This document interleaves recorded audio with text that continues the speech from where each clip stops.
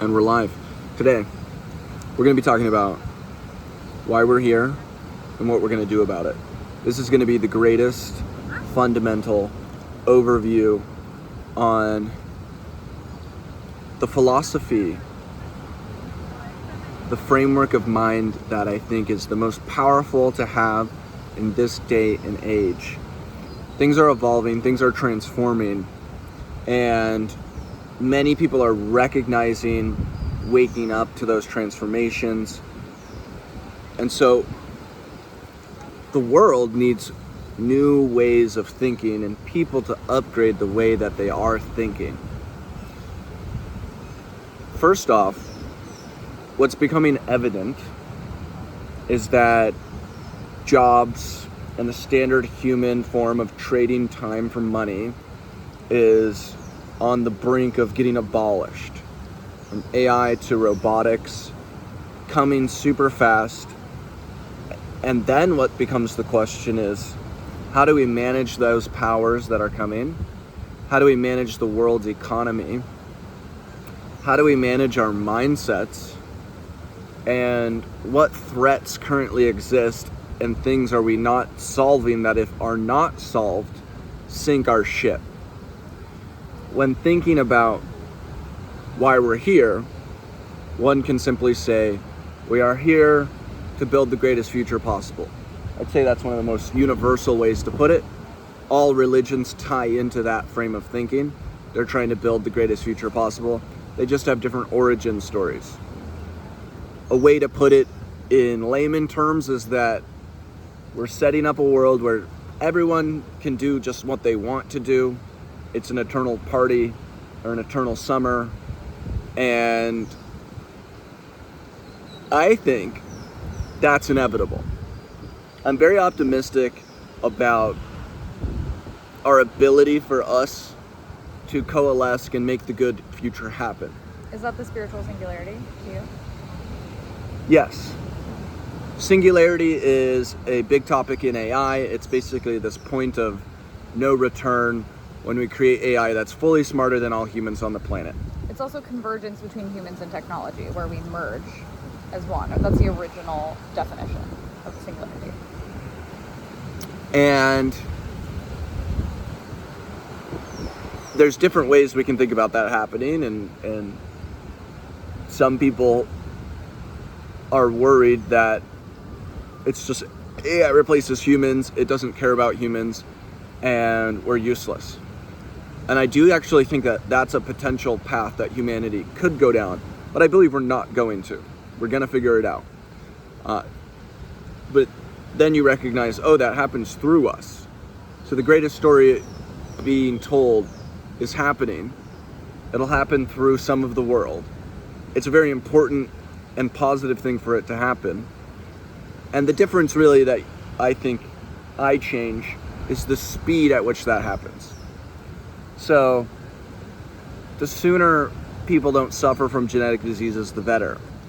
You're not going to, just because things are going to turn out great, even if you believe that. Some people don't believe that, and that can be a motivator. But it's obvious that you still should then just hammer on trying to tell the greatest story of you that you can tell. And lean into this aspect of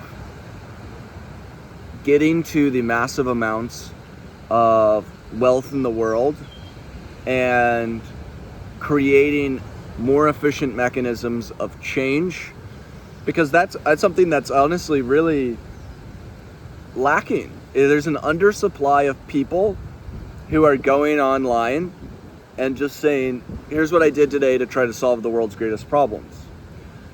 And I think I spent a lot of my early life and childhood starting to wrap my head around those problems. And so the way that then I'm deciding to go about that is by somewhat creating a guild, a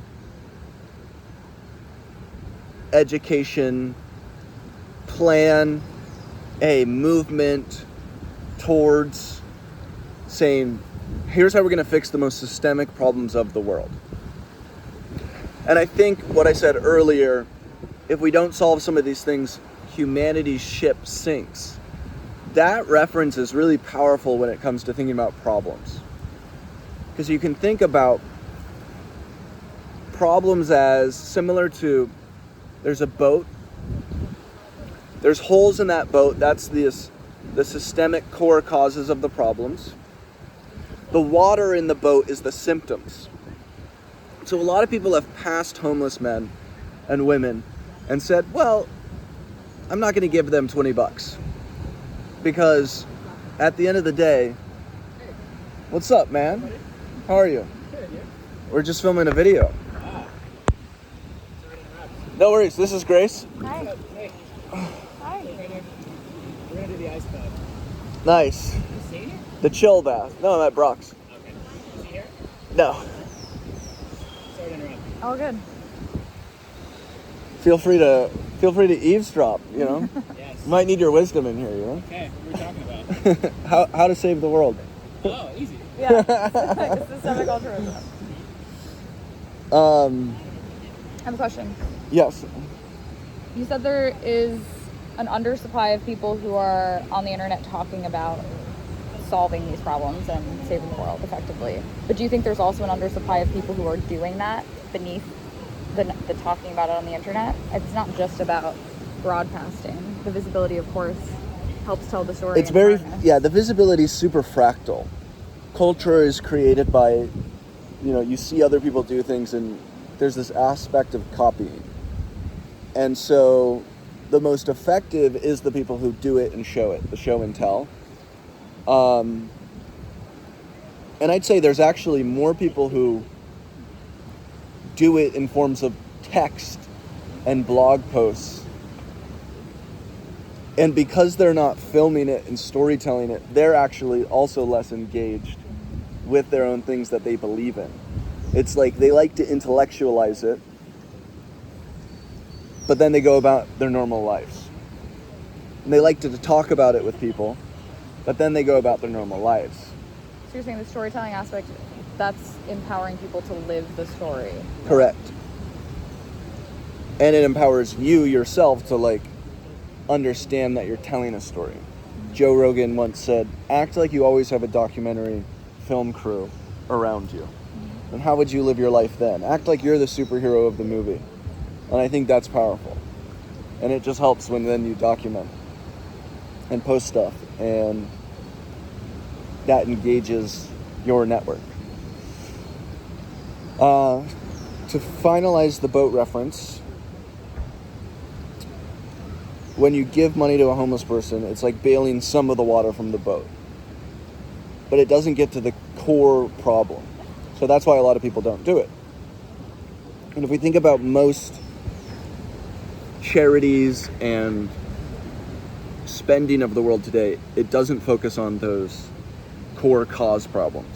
So we can understand the most effective way to change and help the future is to go look for where are the biggest holes that are causing our collective to get water in the boat, which is to have imperfect systems.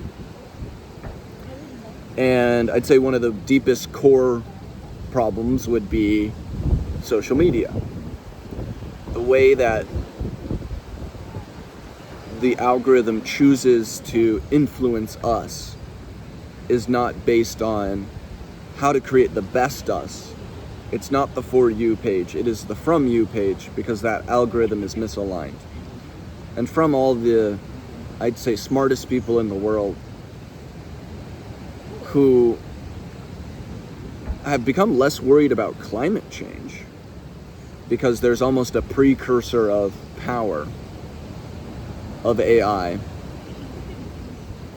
Effectively, if AI goes well, we get enough potential to, create all the carbon capture systems that we need.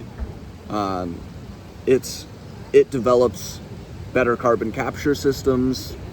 It helps us solve those problems. If goes bad, and I'd say right now, we have super powerful AI in the form of social media algorithms, and it's bad. It is currently in the bad state. And it's bad because we've become the tool. Technology used to be the tool, and now we've become the tool. Right. And so I think Sam Altman's smart in his name of the nonprofit called Tools for Humanity, or Planetary Tools is another good framework to think about it, where I love viewing the whole world as one organism, the same way we can think about our own bodies. If our nervous system had a tumor on it, and the tumor's goal was to signal to the rest of the body to feed that tumor more, that it was extracting value from every individual cell, the body would die. And so the social media companies using engagement algorithms can be thought of as running the nervous system, which is how you're sending information to the rest of the body on what's important, on what to do. And so it's super systemic, and those corporations are the tumor who are then extracting value from all of us cells who are using it. And so I think that's a very powerful way of thinking about that. And that's Grace's main mission, solving the scroll. What content you consume is who you become. If you have a bad algorithm, you will never reach your potential. And on top of that, when the stage is messed up, when it's more valuable to act like a clown or sexualize yourselves to get more views, it causes people to act worse. We've also just completely hijacked people's dopamine systems to the point where they've lost their agency. And so it's thinking about how do we bring back agency for people so that they can be in charge of how they're using technology and be back in the driver's seat of their lives, because the good future is manifested through us, but to manifest that through us, we have to be in charge of ourselves, not in the back seat passively. And so many people are sucked into their technology, living like sleepwalking drones, rather than getting back into life and their own mission and creating that in the world.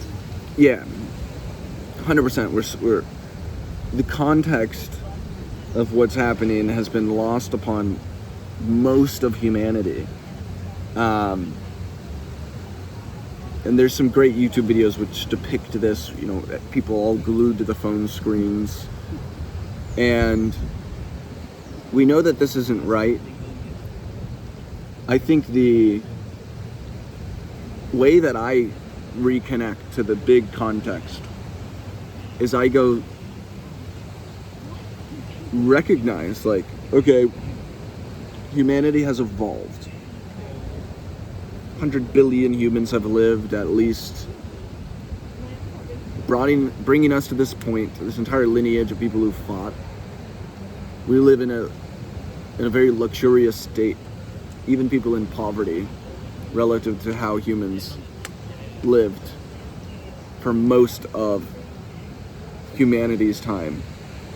We finally have the interconnectedness, which means a single individual can finally have global shift potential. Your heroic potential is at an all-time high. And if you think about, if you were to enter a video game, and obviously video games feel the best when they have the best quests, and they're the most meaningful, then you could imagine the coolest game in the world would have mystery. You'd be fully tuned into it. Everyone that you love and could meet would be playing it. And you'd be on, one planet, but there'd be 99.9999999999999% of unexplored territory. And that's just reality. With a lot more nines at the end of that percent. So we know why we're here. you and me as individuals, but why are we here as a collective, and how does that fit into systemic altruism?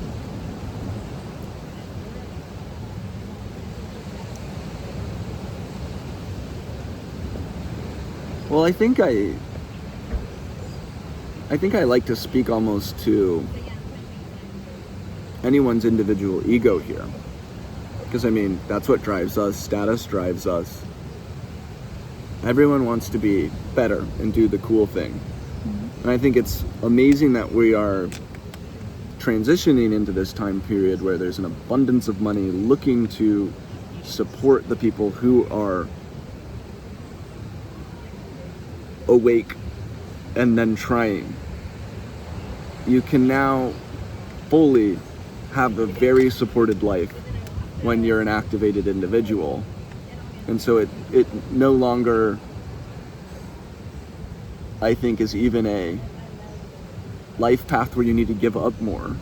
It's becoming more and more of the transition is underway where the rich are the ones who focus on serving others. And that was true wealth all along. You know, that's what spiritual wisdom has always taught us. But there's better and better mechanisms of that aligning with just also currency. And so there's no better time to help build the golden age. The golden age is in front of us. And if you think about it from a selfish perspective or a selfless perspective, I think there's no difference. Perfect selfishness is no different than perfect selflessness. Because the most selfish thing to do for yourself in the future is to become a hero. I mean, we're all characters in a grand play. What role do you want? How do you make sure that you're aligning your mission in being a superhero to something that's truly doing good in the world? Because a lot of people who get inflated egos delude themselves into thinking that they're doing good when in fact they're not. I can think of multiple examples of people I've encountered recently fall into that category.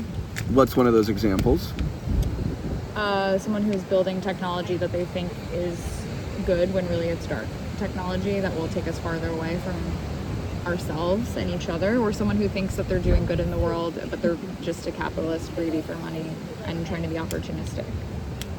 I think the key there is, like, if we think about the good future as human fulfillment and human connection, and you operate from that, and you say, the more that I can bring people together, the more that I can empower people to go have a great mindset as quickly as possible, you know, then you fulfill the term for the phone, for example, of de-vice. It's destroying vices. So it's a tool for you that helps you become better, not you getting hijacked by what it's displaying, making you a consumer, making you a stand passerby, making you a distracted soul, not utilizing, I guess, the greatest thing we're all imbued with, which is the ability to create.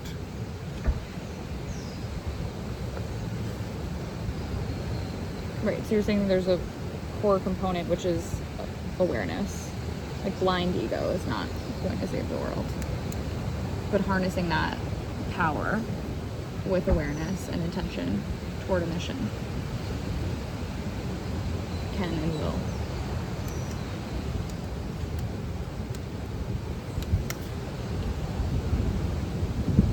Yeah.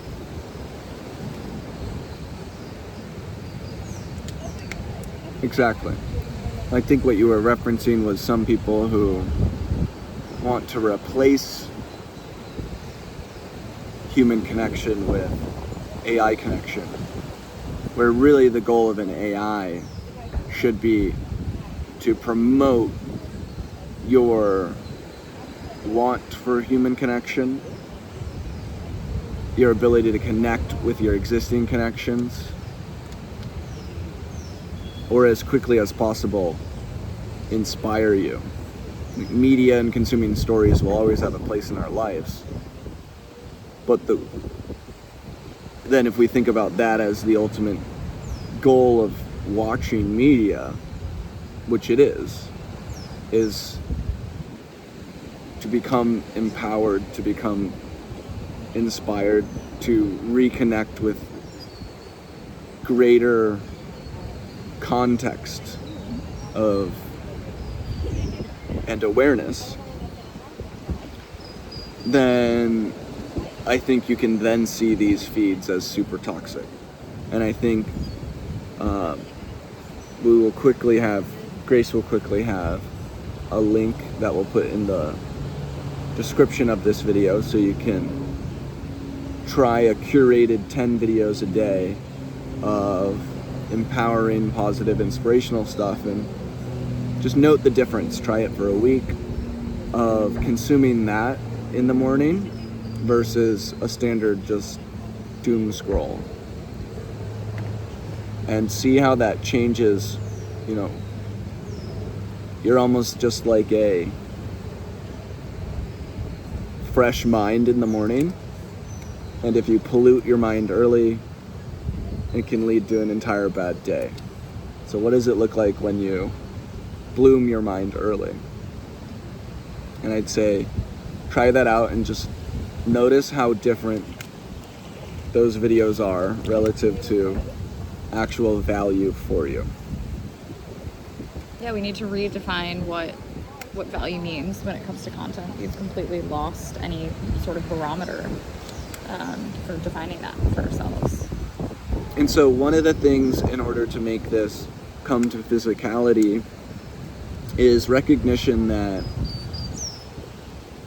the same way in the morning we are more fresh and open to better mindsets, schools and young people are one of the best places to really seed this sort of change and mindset. And so one of the goals with systemic altruism is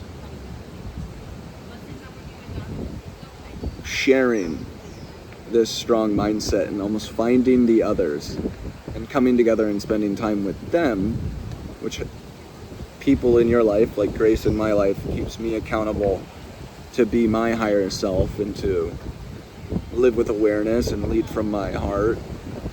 And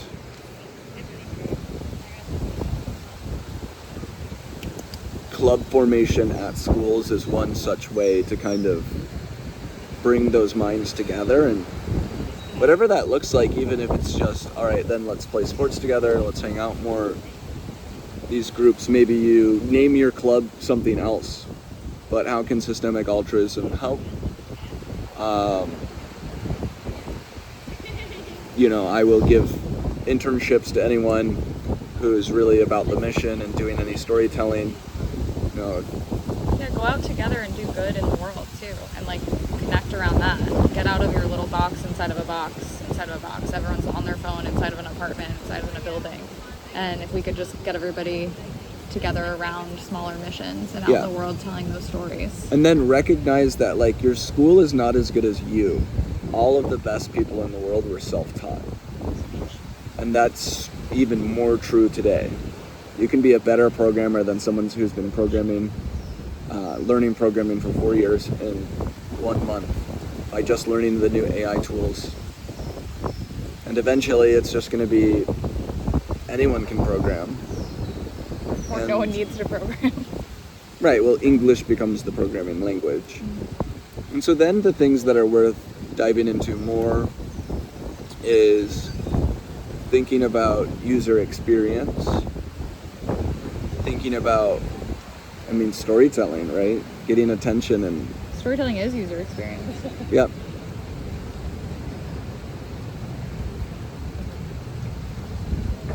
And intention. If we take back our time and our autonomy, we have a lot more ability to craft our intention and hone our vision, and then be much more clear about what we're bringing into the world and bring it to the world much faster. every time I've been slow, it's because my attention was diffuse. Yep. My vision wasn't clear. And so I'd say one of the resources that I put together was similar concepts for saving the world, like what we mentioned or went deeper into, which is Bloom, of project ideas that need leaders and champions, as well as in this book, personal self-hacks to allow yourself to be who you want to be. It's sad that we have to hack ourselves to avoid the world's extraction mechanisms.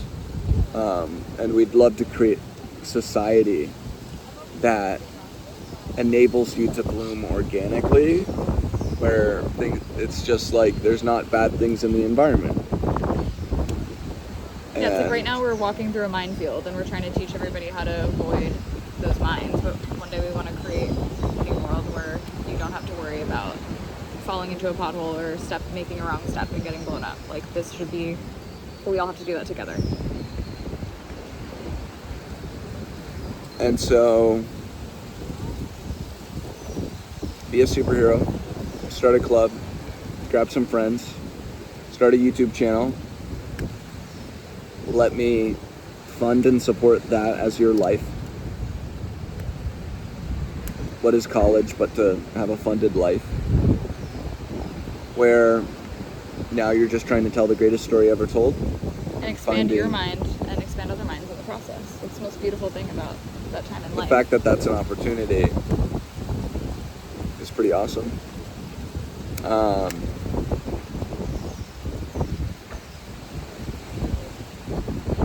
Start a club.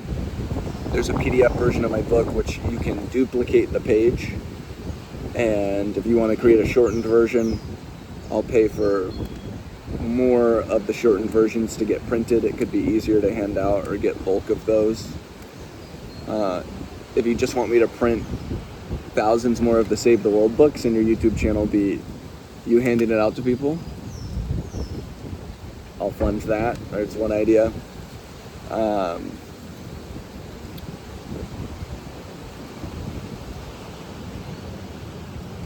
Yeah, if you want to edit that book and think you can do better, do it. Anything else to finish this up? Start a club. Become the hero of your life. Then start the club. Become the hero of your school. Become the hero of the world. That's the key. Okay, bye.